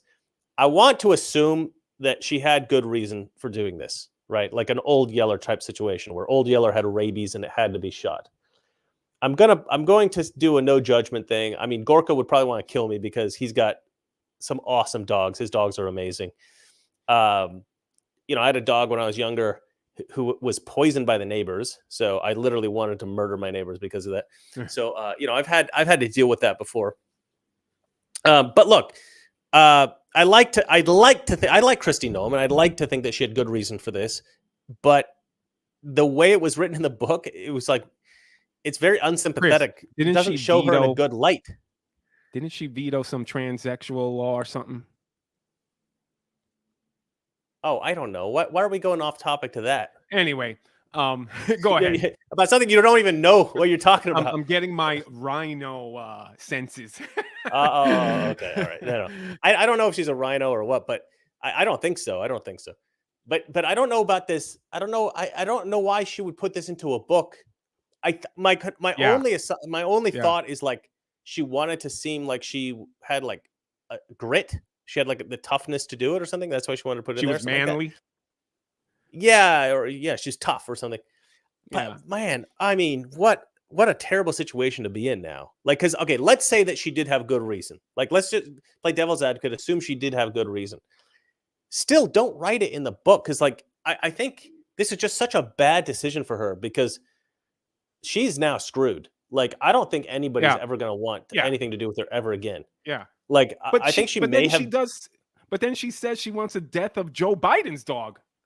Like, she's just putting gasoline to the fire. It's just shut your mouth. The Babylon Bee had a great post. They said like, Christy Nome shows up at like the Kentucky Derby just in case any of the horses there break their leg, and she's got like a shotgun. She's got like holding a shotgun. I thought that was pretty funny. And there's a bunch of jokes floating around about Christy Nome now and shooting dogs and stuff. But it's it's just not a good look. And I think she really this is such an unnecessary, complete destruction of her own career because of this one stupid line in a book. What an absolute disaster. Keep that to yourself because I can understand some certain situations where you may have to do something like that, but those things you don't want to talk about that. That's not things you want to talk about. Well, that's right. That's right. The Old Yeller book, the reason we love those characters, the reason at the end, despite the fact that he's got to kill his dog, is because we understand that this is what had to happen and he didn't want to do it. This was not a situation where it was like, we got to know the dog, we got to know the kids, we got to know the parents. What an interesting life, what an interesting struggle. And then at the end of the book, he's just like arbitrarily kills the dog, or he's like, actually, this dog is a little bit inconvenient for me right now. Yeah. Boom, it was like a really tough thing, and they love that dog and everything. Like they set it up correctly. If Christy Nome had written anything that made her sympathetic in that situation, I think maybe people would have been a little bit more okay with it. But she made herself out to be horrible. I don't know why she would. I don't know. It's just such bad judgment. It's shocking. She was a pretty good candidate for VP too, right? She was on the short list, right? She was. That's a lot of people thought she was in the running. That's I wild. don't get it. Okay, so do you think this ruined her entire career? I think it did. I think it did. Like I said, left, right, middle. This country is a dog-loving country. They treat their dogs better than aborted babies, man. I mean, they actually you tell a leftist, "Oh, I killed a little puppy." They'll want to hang you for that, But you say, "Oh, I killed my little baby." Oh, hey, who cares? It ain't human. There are people who give their entire fortunes to their dogs when they die. Yeah. That is a real thing. That's a real thing. Yeah. Hey, Jason, you know who we got in the chat all of a sudden? Our good friend. If we ever, I think a couple more episodes, we're just gonna have to name the show after this guy. Oh yeah. Our buddy Curtis KD5AYY Nice. coming back in with another $100. Oh my god, I can't even believe that he gives us this kind of money. You shouldn't be doing that, Curtis, but we love you for it. He says, "Hey guys, where's you Kurt? should, Anyway, I'm here. Good to see you guys." And she has all the self-awareness of a turnip. Well, that's just it. God, I feel bad for her. I mean, I know people get mad at me for saying that, but I do. What a dumb thing to do. I mean, she ruined her career, I think. That right there shows she's not a good perspective for VP. I mean, just come on. I mean, yeah, sometimes things happen for a reason. Yep. Anyway, we'll tell you what happened to Kurt. Kurt's grandmother fell ill, and so Kurt is busy taking care of her. So, what a good man, right? What a good man. I won't tell you the joke he made before he told us that he's not coming on the show today, though. It might make you hate him more than Christine Ohm. I wonder if that's going to become a thing. What? Like this guy Christy Nomed his career. It's kind of too many syllables, right? Let's make it a thing. Let's make it a thing. Let's do it. Yeah. You just gnomed yourself. Thank you, Curtis. We appreciate that. I had a little chit chat with Curtis on Twitter. We've connected one-on-one, so that was kind of cool. I got to chat with him on Twitter yesterday. Good to see you here in the chat again, my friend. All right, so let's move on to the next story, shall we? Judge Merchan, right? Because I always get these names wrong. Just want to pass it by you. Judge Merchan threatens former President Donald Trump with jail. Defendant is hereby put on notice that if appropriate and warranted, future violations of its lawful orders will be punishable by incarceration. Great. Yeah. Get us more voters. Let's go ahead and play this clip here. It's only a minute, so we can just listen to this. Fox News can do our reporting for us, Jace. Judge Merchan just said it's clear the $1,000 fine is not working. He said going forward, this court will have to consider a jail sentence. He then said, the last thing I want to consider is jail. You are a former president and possibly the next president, end quote. Andy, why don't we just start right there? Because he's going to assess the gag order yet again. The gag order stays, but he'll assess the fine. So I think you're up to 10, 11, maybe 14 grand. I don't know. I lost count. Andy, go ahead. Bill, as I said to you last week, if I were Trump, I basically bring in a check for 10 grand every Monday and just say whatever I want. This is all politics at this point. I don't think the judge, I mean, it's easy for me to say because he's not going to put me in custody, but I don't think the judge, because of the politics of this, it would be disastrous politics for the Democrats, for the judge to put former President Trump in jail over this. So he'll continue to fine him. And as long as that's what it is, I think Trump should just pay the fine and otherwise say what he wants to say. I think that's great advice. Call me crazy, but I am begging for them to put him in jail. I know. I think that would be the greatest thing to ever happen. Yeah. No, 100%. 100%. Because people will see that it's, that the whole thing is a scam, a sham. Hold on. For the first time in my life. Yeah, go on. For the first time in my life ever, I've seen an actual man actually fighting for this country and risking his life and his livelihood for the United States of America. This Yeah, is and a his freedom. first for me, and I love him for it. No matter what you think about his what he says or what he writes, I just All right, I mean to cut love you it. off. Go. Yeah, I know. Go I ahead, love go it ahead. too. Let's listen to Trump. Just said that they want 2 to 3 more weeks. That means they want to keep me off the trail for 2 to 3 more weeks. Now, anybody in there would realize that there's no case. They don't have a case. Every legal scholar says they don't have a case. This is just a political witch hunt. It's election interfering. And this is really, truly election interference, and it's a disgrace. It's a disgrace. And in every poll, I'm leading by a lot. And they figure maybe they can do something here. Maybe they can do. This case should be over. This case should have never been brought. By the way, Alvin Bragg didn't want to bring the case. Your previous DA didn't bring the case. The FEC said they threw it away. They said, you got to be kidding. Southern District didn't bring the case. Nobody brought the case. And then Alvin Bragg brought the case as soon as, when I'm running and leading, that's when they decided, let's go bring a case. So it's a disgrace. But we just heard 2 to 3 more weeks. I thought they were finished today. And they are finished today if you look at what's happening.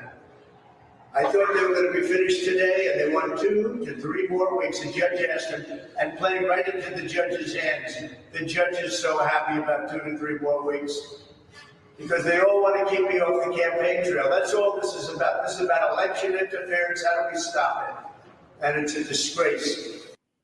Yeah, I love it. I love it. He's 100% right.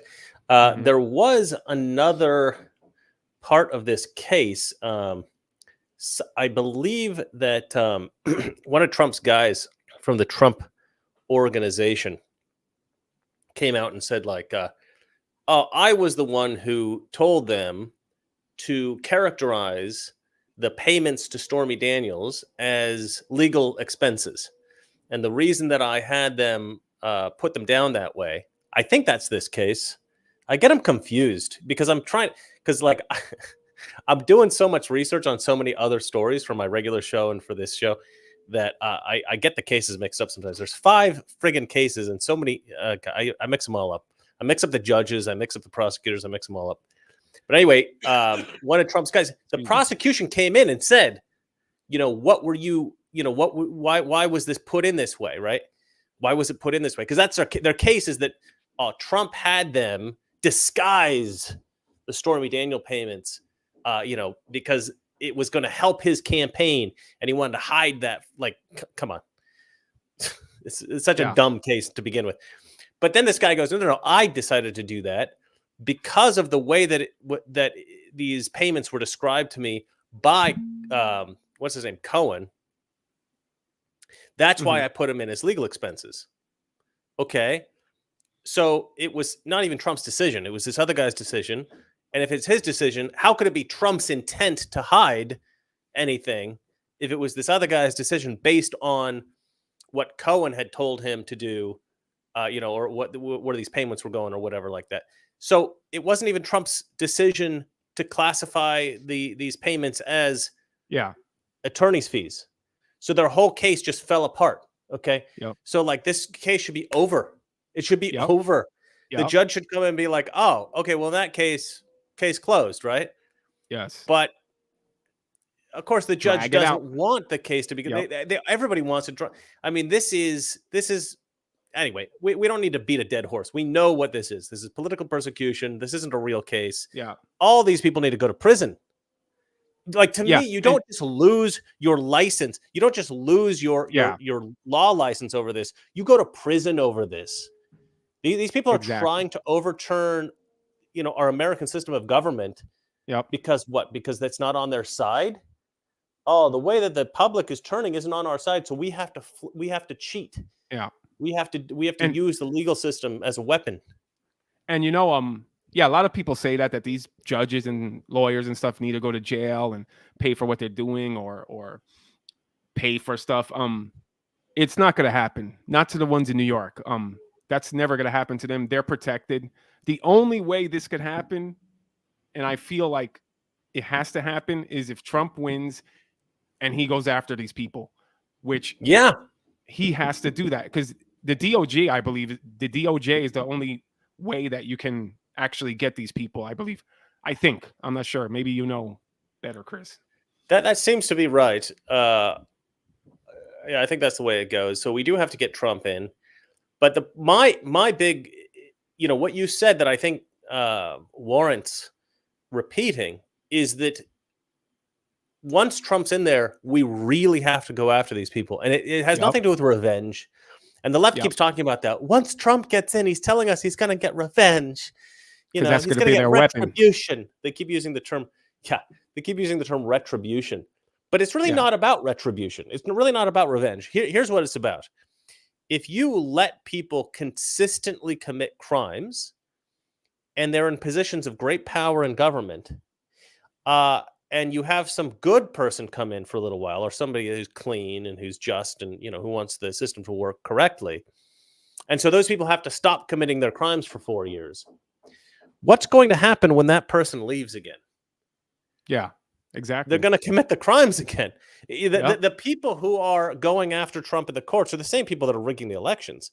So once Trump leaves, they're going to just rig the elections again. They're going to get their people back in again. They're going to keep committing acts of corruption. The whole thing's going to get even more corrupt than before. So a lot of people, like somebody, who was it? Scott Adams the other day wrote a tweet that he said, we haven't had a true constitutional republic since the 1950s. Okay, well, I don't know if that's quite true.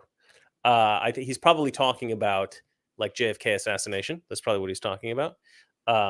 But I don't know how true that is. I would say probably it was more up into the 80s. It's not clear, and Scott Adams doesn't know for sure. So I hate it when people say bullcrap stuff like that, because I hate it when people say things with great confidence that they don't actually know about. Like, okay, it's an interesting theory, and he may be right, but he doesn't know for sure, so he shouldn't be speaking that confidently about this. The truth is, I think probably the CIA, the FBI, these agencies, they have had a lot of power over the American government, the federal government, undue influence, I would say, since like the Hoover days, since long 1950s. After World War II, I think. Yeah, probably something like even before World War II. Well, yeah, but 1914 with Wilson, right? Woodrow Wilson. But the question then is, at what points did the agencies have more control over the federal government than the president? After because Nixon, that's pretty extreme. Nixon. Right. Yeah. Listening to what Tucker was saying about Nixon was really eye-opening the other day. So, like, it's an interesting question. Like, I think there were probably some times when the president didn't have that much power or he was controlled. Other times when maybe the agencies backed off a little bit. Like, I feel like Reagan probably had quite a lot of control. He seemed to be able to get a lot of stuff done. He was a very, very popular president. So he seemed to have a lot of power, could do a lot of stuff. So I think different presidents had different amounts of power. I don't think that it was always entirely controlled, but that may be, I may be naive about that. It's unclear. I know there's probably a lot of like nihilists and black-pilled people in the comments going, oh, you're so naive. Yeah, okay, maybe. It's very easy. I hate the black-pilled nihilists because they're always like, oh, you just don't know anything. You know what my least favorite comment is? In any video I ever do, if I make a video in which I've done some great investigative work, which I've done a few of those, and I come out with all this stuff, exposing all this great stuff, there's always some idiot in the comment section that goes, keep digging, buddy. You're almost there. You're almost there, buddy. Keep digging. And I'm always like, what? Who is this idiot?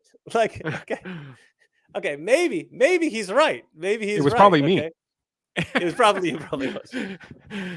Maybe he's right. Maybe I do. But like, if you're right, if I do need to keep digging and then I'll get to the truth, just tell me the truth. Yeah, exactly. Why did you write that comment? Right? Just write what the next thing I need to dig up is, and it'll save me a little bit of effort, And then, but more likely, this guy just thinks he knows something that I don't, and he wants to seem like a big shot or something. I don't know. I don't understand that comment. But there's all these I hate smug comments. I hate smug comments. And I say a lot of stuff very confidently as well.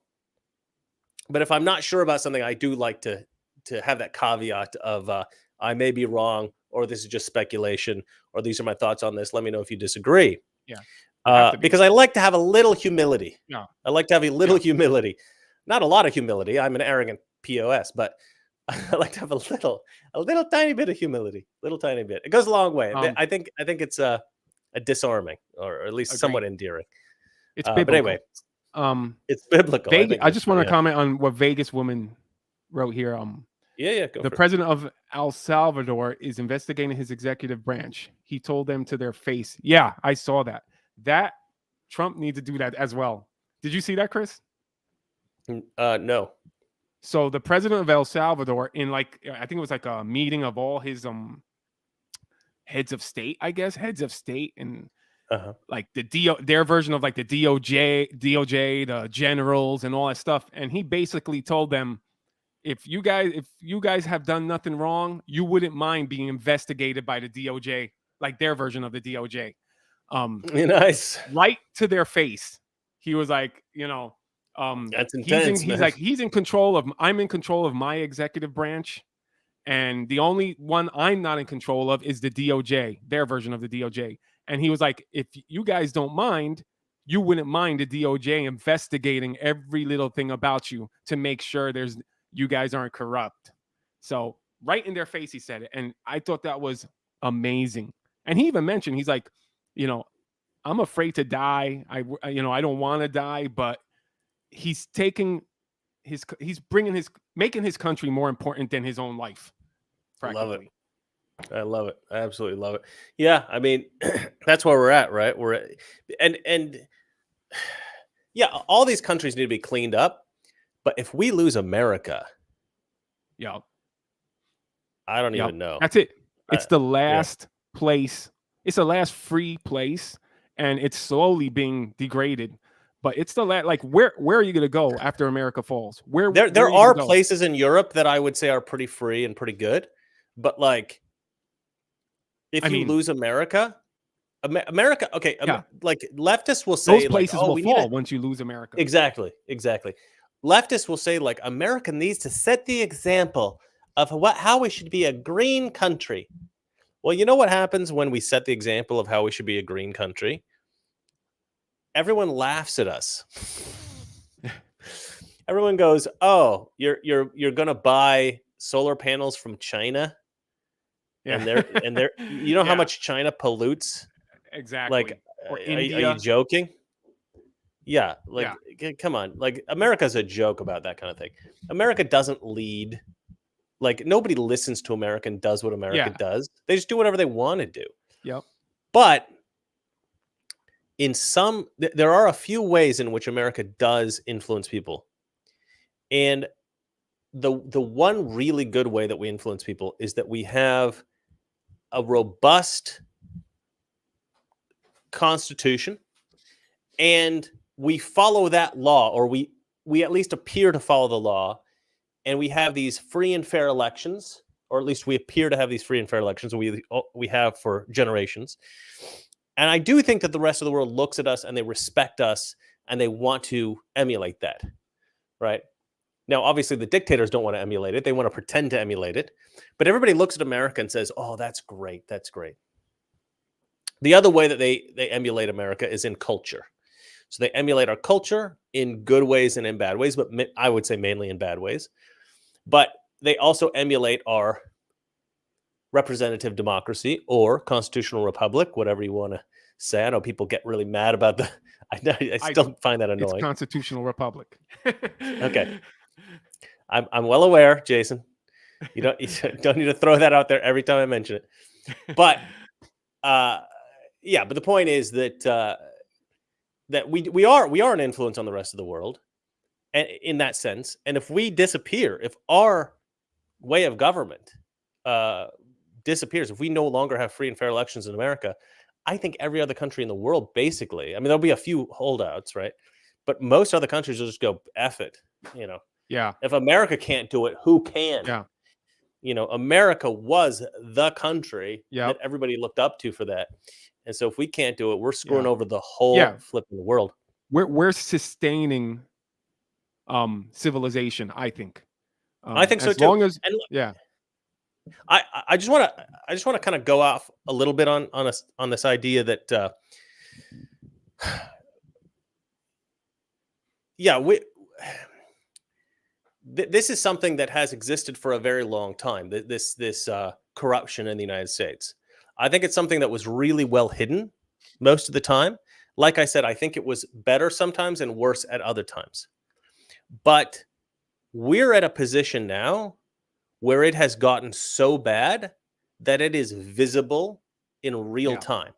Like we're seeing at least some of the, like Donald Trump is being prosecuted in courts. Like this is very obvious corruption. Yep. In real time.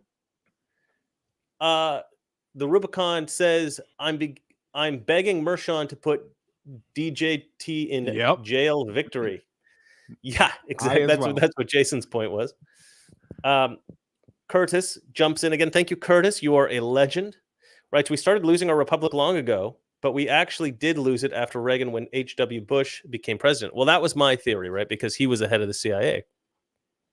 And but now we're at a point where it's not a question of does the CIA have more, or the FBI or one of these agencies have more influence with the president. We know that's true. This is not a question of would the Democrats be willing to persecute their political opponents and prosecute them and try to get them out of the running any way they can. They're doing it. We are watching the corruption in real time now. Okay, we can all see it. Everyone around the world can see it. Every American can see it. And so now we're at a critical junction because I think it's like the corruption's always been there, like I said, bigger, smaller, whatever. But now it's so critical that we get rid of it, because if we don't get rid of it, we lose our country to this corruption forever. And so right now we can't just, it's not about, I think a lot of people think if we get Trump in office, then it kind of ameliorates the problem. It kind of reduces the problem. Like the corrupt actors can't be so corrupt. But the reason getting Trump in is so important to me is because to me this is the last chance we have to go in and surgically cut out the cancer of corruption completely, because that's absolutely 100% necessary. We need anybody who's left in public office who is at all corrupt or willing to be corrupt to be so absolutely terrified that they will get caught and punished and thrown in prison that they would never dream of acting out in this way ever again. We need to have flippin' trials from the moment Trump gets elected to the moment he goes out of office. Every single day, we need to have new people arrested and thrown into court. That's where my thoughts are. I agree. Yeah. And like you said, I just want to elaborate on what you're saying. Trump brought it out. There's clear now two sides, right, wrong, evil, good, and now we can clearly see which sides to choose. And I mean, you're either on the side of a constitutional republic or you're on the side of tyranny. Your freedom's gone. And I agree. Trump needs to make heads roll. He needs to put people in prison. And I'll go further. He needs to do much more than that. But we'll talk about that, I guess, on another thing. We'll not talk about that, maybe. But there's two sides now. You can clearly see, everybody can see it. There's good, there's evil. Now's the time to pick your side. I hope most people pick the side of justice, law, freedom, liberty, and I hope when Trump wins, it goes smoothly, because it's getting scary. Our fourth host has jumped in, Sebastian Gorka. He's texted me here. He writes, if Donald J. Trump wins, it has to be a 1,000% draining of the swamp. That's exactly the point. Yeah, I mean, and people criticize Trump for not draining the swamp the first time, but what you got to understand is people didn't really understand that the swamp existed in the sense that, we now understand it. The reason we understand that is because of Donald Trump. And so he got in there exposed the swamp to some degree, and then had to go about, reacting to the swamp sort of people, the corrupt officials in Washington D.C. and agents and whatever, kind of exposing themselves one by one, and we didn't really get a full understanding of it. We still don't have a full understanding of it. We still need to expose more people, but we have a hell of a good idea now compared to what we did have. And Trump has even said, I mean, Gorka interviewed Trump a little while ago, and he asked him about this. And Trump said, look, I have a really good idea of who I need to bring in and who needs to get cut out and everything like that. He's like, I got a much better idea now going in. And just think about that. Like, Trump knows exactly who he needs to go after once he gets into office. So like day one, he can start. Exactly. Off heads, and he can't be too out about it right now because exactly. You got to keep your game plan quiet. Yeah. I agree. So I give him a pass when I give him a pass when he's not outright saying it. So I just when he's in there, let's see. All right, we want to jump into the next story. Yeah, this one kind of makes me mad. Like this is how the country's going. So Harvard Medical School released a rap song. Oh yeah.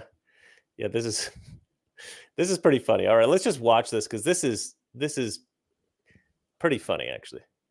Looking at my notes, but my knowledge ain't fleeting. Space repetition, give me something to believe in. Pass all my tests, but I just skim the reading. In the food chain, we're the ones that eat it. Harvard Med ain't no bottom feeder. MD stands for my demeanor. Ask permission before I ever greet you. Does it radiate? Does it come with strain? Scale 1 to 10, can you rate the pain? When I knock the door, you ask who is it? You can check my code, it'll spell my name. Yeah. Pretty good. Yeah, you're messing with some Harvard MDs. Found my best friends for life from this Harvard MD. Giving everything we got for this Harvard MD. Now from the top, make it drop, come get your Harvard MD. You got your offer, now say yes to this Harvard MD. We're talking doc, that's a Harvard MD. You deserve the spot you got, future Harvard MD. There's some dogs. There's some dogs in this house. There's some dogs in this house. There's some dogs. Oh my God! Looking at my notes, but my knowledge. Yeah. So just my point of view on this is, do people take anything serious anymore? Like it's like a clown show now. The world. Like imagine in the go back to like the 40s, the 50s, people getting medical degrees or doctors.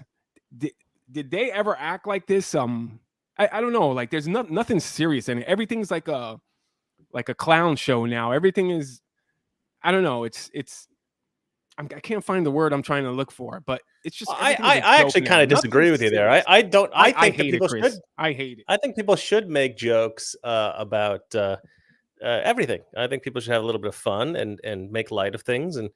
Because life is pretty tough. You need to take something times. Serious sometimes, and what here are they? I think that everybody makes everything into a clown show now. It's like nothing's serious anymore. I actually disagree. Not only with the idea that people shouldn't make jokes. I think people should, of course, make jokes, and the whole point of our show is to make jokes. But these guys, I think this is where we're going wrong in the country. I think we need to take things more serious. We need to go back to being adults, grown people. Here's the funny thing about what you're saying. I don't think they were making light of anything with this. I think that they were taking themselves very seriously. If you listen to the lyrics, what they're basically trying to say is like, I deserve my degree. It's sort of like a rap against what do they call it? Imposter syndrome, right? It's like a rap against imposter syndrome. It's like all these women of color saying, I made it into Harvard, bitch. I deserve my degree, bitch.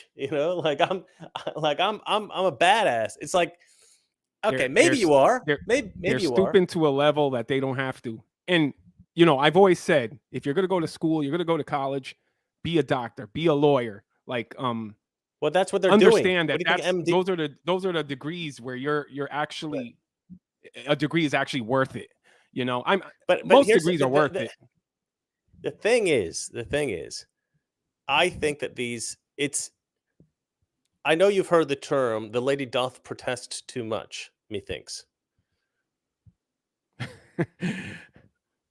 I hate it, Chris. I hate it. I want a more Do- do- serious world. Hold on, hold on, I hold on, want hold more on, hold on. serious. You know people. this quote. I know you know this quote. you're pointing Hamlet. again, but I'm just, yeah. Not you. I'm not saying you're protesting too much. I'm saying that there's this concept of like DEI, like everybody's talking about this on Twitter. Conservatives have been talking about this for a while now. DEI indicates didn't earn it, right? So this is kind of like a rap that contradicts that idea. Okay, first of all, the rap is so cringe-inducingly bad that it's really the hard first to girl listen wasn't to. bad. The first girl was comparatively compared to the other ones. I think we should do a rap about all this news crap that we do here on the show, Jason, my bro. Anyway, that was better than the Harvard thing. I just made it up. By the way, I don't think I saw any white guys doing a That's rap. the point. That's the point I'm trying to make. Is they're sitting there and they're trying to justify their sort of DEI existence, right? But what's funny to me, what's like very ironic, is they're basically trying to say we are qualified for the jobs that we have, but you've done it in a creative style that you're also not competent in. Like if you're going to present the case that you're competent, don't do it in a creative style that you were obviously incompetent in. It was so hard to watch. But anyway, this has gone viral, of course, but not for the reasons I think they were hoping. Yeah. What's bizarre is that there's obviously a lot of people involved in this, and nobody stopped them and was like, "Hey, this is really terrible." No, I think everybody around them was like, "Oh, this is going to be so cool." I don't know. I'm just sick of this TikTok era we're in. This social media. No. I think back in the old, back during the COVID. I think I kind of know where you're going with this. Well, when I was back in the day, we never did anything like this. We had to walk through the snow. You do sound like an old man, yeah. But when I was 12, I had to start my first job. Back during the COVID times when the nurses were doing the dancing, that's kind of when things people thought, okay, if you're talking about the overwhelmed hospitals, like how do you have time to do these dances, right? That was the criticism back then. I don't mind these guys making light of their profession, or even if they were making light of the DEI thing and they were making a joke about that and saying, oh, you guys don't think that we're good enough, but we are good enough. Could you imagine how effective it would be, actually? One, if the rap was good, and two, if instead of just being like, taking themselves so seriously and being like, we're badasses, we're so good, we're totally legitimate, we have every right to this degree, if they would say that stuff, but then provide within the lyrics of the rap instances in which they are in fact inept and incompetent as like a joke. Like, they should have had a white guy at the end, like do a rap and kind of like go against you're totally dismissing what I'm saying here. I don't think you're even paying attention at this point. I'm getting tired of this story. Sorry, Chris. Listen, just listen.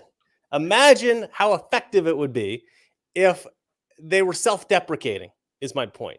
If they started making jokes about having lost the tongs in the guy's stomach when they were working on him or something like that, you know what I mean?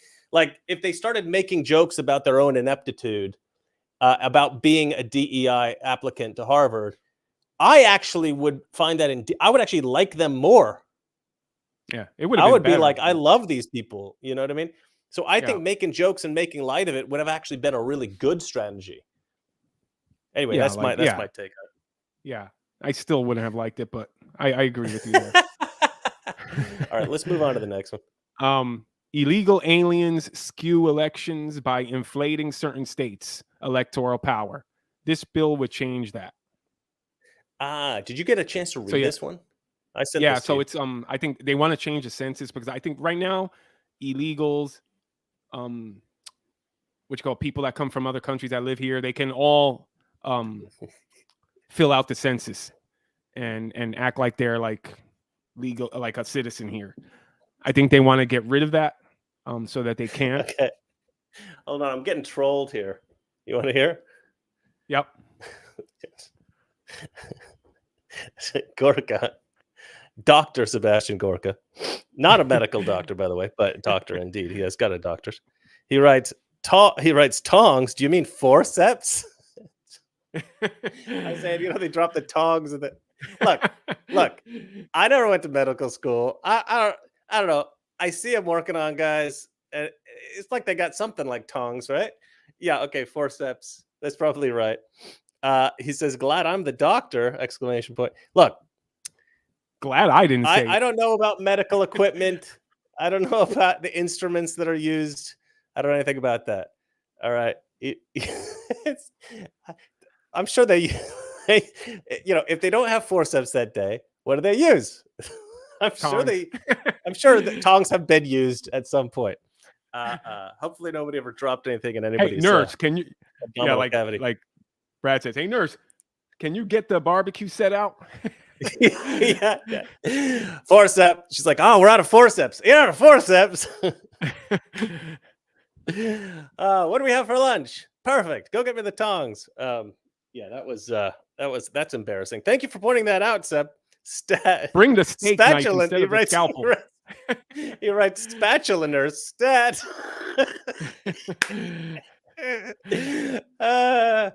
Look, I'm kind of like Joe Biden. All right. Sometimes the stuff I say is stupid. It's just part of the show. It's just part of the show.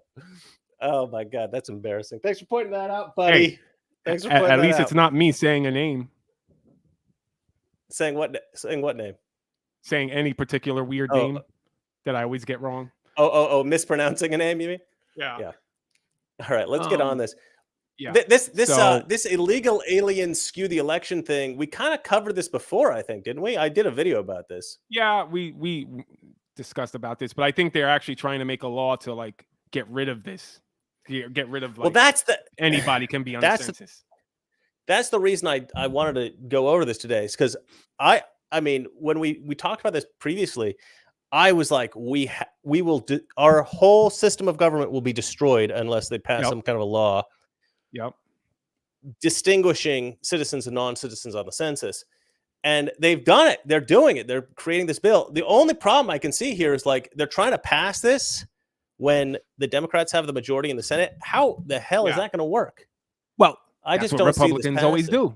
That's what Republicans always. It's the safe thing. Hey, we tried to do it. It might be. Look. Okay. You're enough with your black pill insanity. That's what it is. Look, that's what it is for me. Okay. All right. Look. Why is it when Republicans have control of the House, they never do anything? They always pass stuff. All right. You're being completely irrational at this point. Look, I do think that they know that this won't pass, or maybe it will pass. I don't know. We're gonna have to see how this goes. We're gonna have to watch and see how it evolves. It's not gonna pass.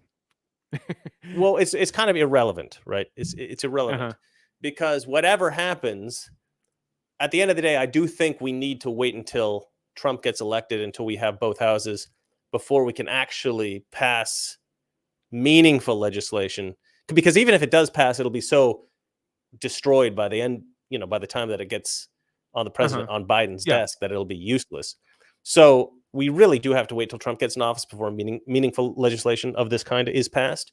But it is kind of nice to see somebody proposing it. So I think maybe that's why they're doing it. It's just to indicate, okay, so look, here's my black pill, Chris. Are they just considering it to tell the Democrats, we're going to consider? Well, let me finish my sentence. You did it again. You did it again. I got 5 seconds left in my sentence, and you interrupt me before I could. Just let me finish it. Finish my point? No, let me finish, and then you'll finish. So the point I'm trying to make is, it's possible that the reason that they're proposing this is just to sort of announce to the world, or announce to the American people, look, we are aware of what's going on with the census, and so this bill presents this option to fix it, even though they know it's not going to pass, or that it'll be gutted by the time it gets to the president's desk. They're saying, at least we're aware of this. So just so you know, when Trump gets in office and when we got both chambers, we'll be good to go. Hopefully, I think that's what they're doing. That's my guess. That's my hope.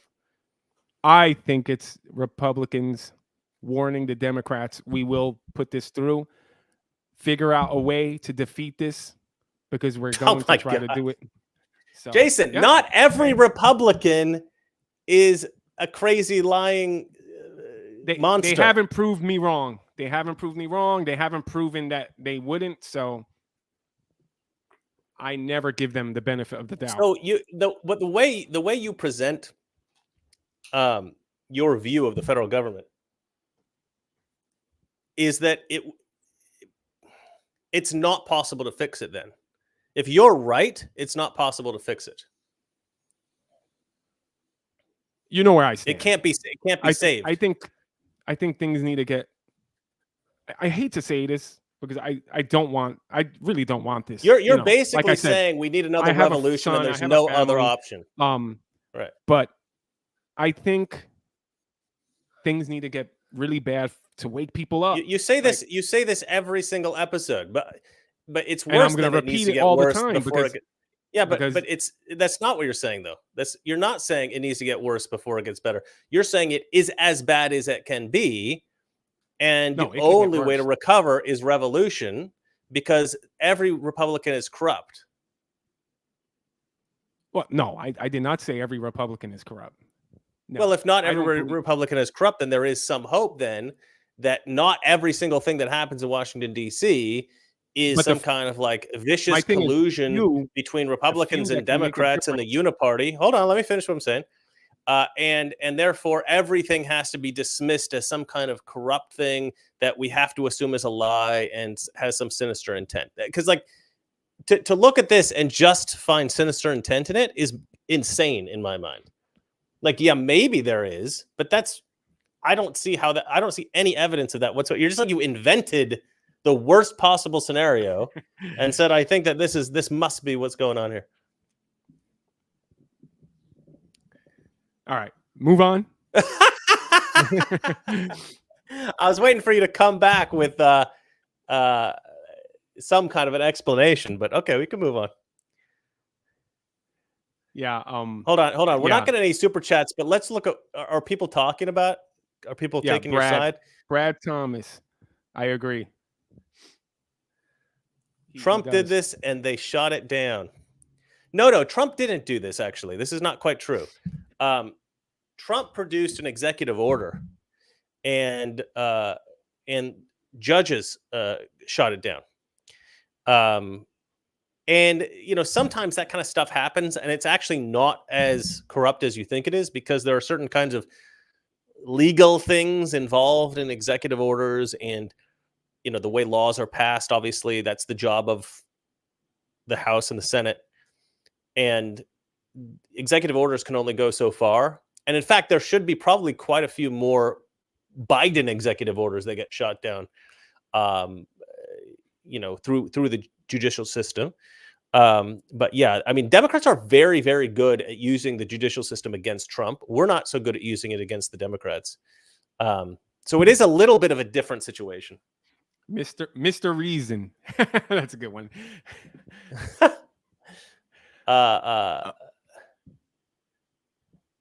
Jason, we are getting there. Bongino always asks, "Is it bad enough?" I know Bongino's actually great. I like Bongino's stuff. It's like when Rush Limbaugh was alive, and I remember when Obama, when he said he hopes he doesn't succeed. I feel like I'm kind of. Say it again. Say it again. Rush Limbaugh used to say, like, when Obama won the presidency, he said, right. I hope it's like the worst presidency. I hope it goes bad. And I'm kind of in that state now with like the way things are going in the country, because the only way people are going to learn is if it's bad enough for them. I mean, not on our side, and I'm not talking about politicians, like not on our side. We get this. We understand it. I think the people in the middle, the people in the left, center left, because the people in the far left, forget it. They're lost. I think it just needs to be a wake-up call.